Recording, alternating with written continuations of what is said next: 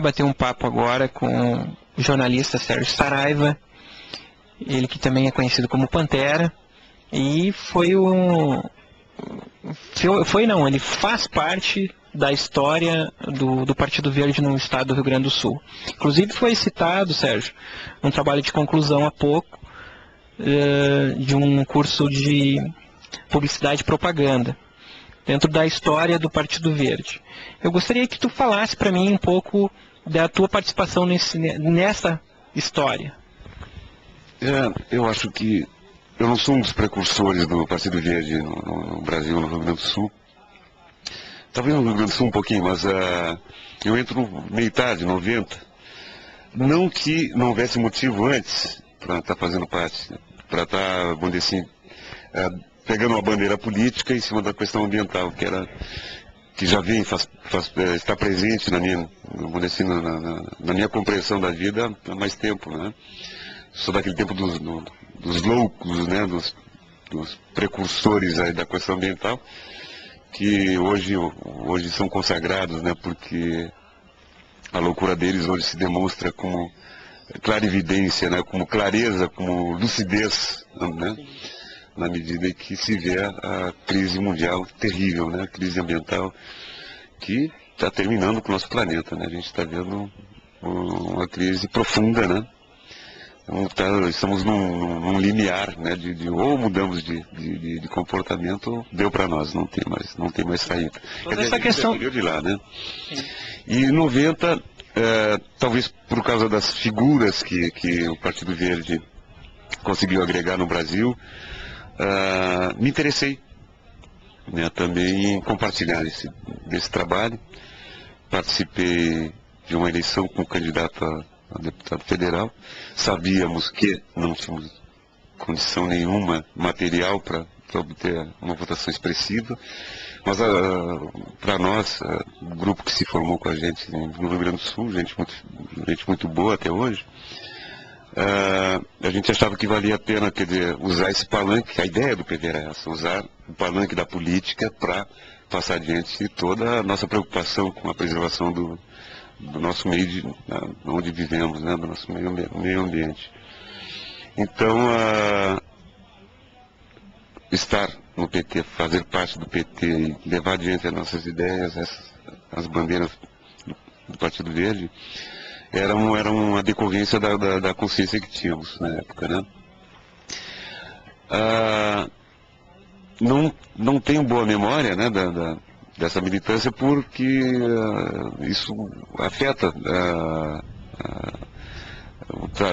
afeta o trabalho, né? Afeta a vida profissional da gente. A gente passa a ter ser candidato é muito complicado, acho que tu tem uma noção clara disso aí já, né? Aprendeu, né? É complicado pra caramba, principalmente pro jornalista, né? Que tem uma militância, que é uma militância também de cidadania muito importante, onde ele, quanto mais isento estiver, quando chega numa situação, melhor ele vai observar, melhor ele vai poder relatar, né? Para os leitores, ou para os telespectadores, espectadores. Então, para o jornalista é muito complicado se envolver com a política partidária e em decorrência ser candidato, né? É muito complicado mesmo. Então, quer dizer, eu tive essa experiência, me afastei, mas o bom de tudo isso é que o meu afastamento não significou que se perdeu por completo, né, toda uma história e toda uma possibilidade de fazer alguma coisa, né? Hoje temos o Miconga, né, trabalhando duramente para que as bandeiras do Partido Verde cheguem a todos, né? E num momento onde é um momento de colher, talvez, provavelmente, todo o nosso esforço maluco, né? Todo o nosso esforço isolado de um período que ninguém dava muita bola para o que a gente dizia. Éramos todos loucos, que nem Lutzenberger, né? Achavam que éramos, né? Sim. O que ocorre é que hoje está... O próprio aquecimento global, isso já era discutido nos anos 90, né? Nos anos 70. Nos anos 70. Nos anos 70 a gente está falando. Eu acho que eu te contei antes, fora do vídeo, dá para reproduzir aqui, que quando eu cheguei na Europa, fui viver lá um tempo, precisei viver lá, em 75, os partidos tradicionais, questionadores do capitalismo, ditos de esquerda, né? Tinham perdido força junto aos jovens, principalmente. Então, nessa consciência ambiental que estava evoluindo, se formaram milhares de pequenos grupos, né, de ação, chamados Axie Groups, grupos de ação, em torno de lutas muito específicas, né? Por exemplo, eu me lembro que logo que eu cheguei, desci no aeroporto, coisa e tal, vieram me buscar e me levaram para um lugar, eu precisei ir no banheiro. Cheguei no banheiro, tinha um imenso de um cartaz colorido, bonito, de um spray, né, dizendo, já falando do CFC, que o CFC era um problema para o buraco da camada de ozônio. Um assunto que veio aparecer 10 anos depois, talvez, no Brasil, né, que o CFC favorecia a abertura de buraco da camada de ozônio, né, e formava o buraco da camada de ozônio. Quer dizer, já tinha um grupinho pequeno, talvez, bem pequeno, talvez, na Holanda, trabalhando em torno disso. E milhares de pequenos grupos trabalhando em torno de pequenas questõezinhas, todas elas da questão ambiental. É daí que amadurece, daí que evolui a discussão deles. Bom, eles tiveram eficiência no trabalho deles até um certo ponto, né? Conseguiram derrubar o CFC no mundo inteiro, né? Uma vitória importante daquele pequeno grupo, né? Tu vê que nasceu na Holanda lá um pequeno grupo e influenciou todo mundo. Na Alemanha, na Europa. Na Holanda, certamente, vocês ouviram logo, né? E aí um pequeno grupinho obtém uma vitória dessa. Mas as outras vitórias importantes, porque como é que tu vai proteger o meio ambiente, como é que tu vai proteger essa praia, esse mar, essa mata, sem tu contar com poder político, sem tu contar com poder econômico, só na base da propaganda e do retorno daquela propaganda, da formação de consciência. Só a educação não resolve, tu tem que ter algum poder, uma chegada no poder, uma forma de pressionar o poder, algum poder de pressionar, né? E aí, então, chegou aquela... tinha que amadurecer esse movimento de milhares de pessoas isoladamente, em pequenos grupos, tinha que evoluir para uma postura política, para a questão da construção de um partido político. Assim se formou o Partido Verde, o Movimento Verde na Europa. Né? Não foi assim no Brasil.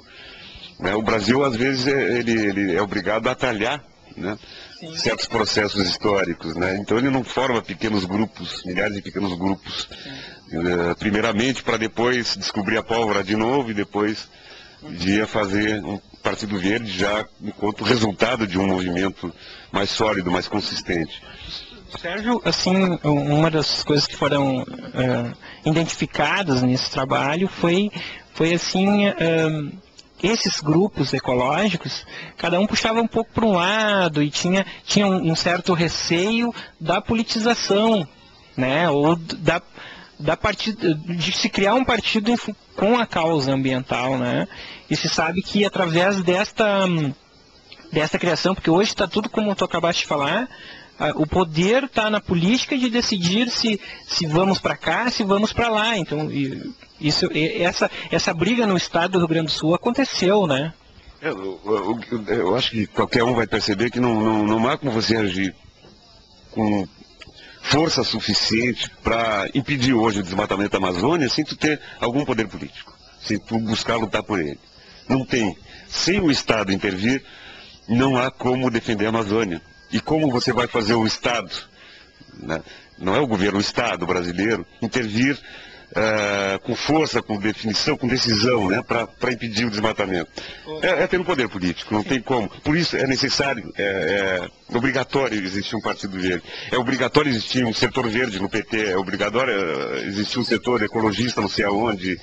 Todos os partidos, né, se formarem forças para buscar o poder, para impor uma política de preservação ambiental. Não tem outro jeito, né? Eu acho que quando se fala em Amazônia, eu acho que tem que pensar nas Amazônias existentes em cada município, né? A gente, quando propõe defesa das baleias, né, salva as baleias, a gente está propondo salvar o mundo, não é salvar só as baleias, né? Então, quando a gente fala Amazônia, a gente está usando um recurso de retórica, talvez até, mas está usando um exemplo, né, de alguma coisa que se pode fazer. Uma luta que toda a humanidade compreende que tem que ser levada, né? Não é só o Brasil, só o brasileiro, alguns, né? Mas eu acho que é o conjunto da população do planeta que já percebeu que a Amazônia tem que ser defendida. Então a gente usa ela como exemplo, mas a Amazônia está no fundo do seu pátio, né? Está na água que você consome, está no jeito que você maneja.